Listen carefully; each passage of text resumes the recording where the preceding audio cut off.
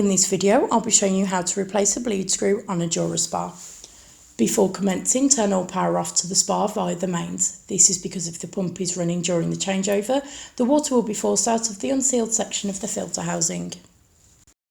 Once power is off, twist the bleed screw in an anti-clockwise direction to remove.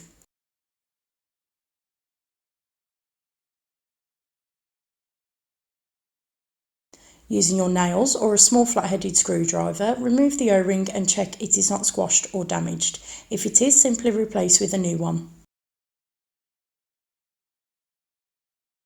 Take the new bleed screw and insert back into the housing. Twisting in a clockwise direction, begin to tighten until you feel some resistance.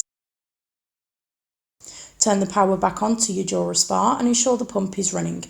While air and water are escaping, slowly tighten the bleed screw until the water and air stops. Do not over tighten, as this can cause too much resistance when the pressure builds up within the filter housing. And that's it, you're all done. Thanks for watching.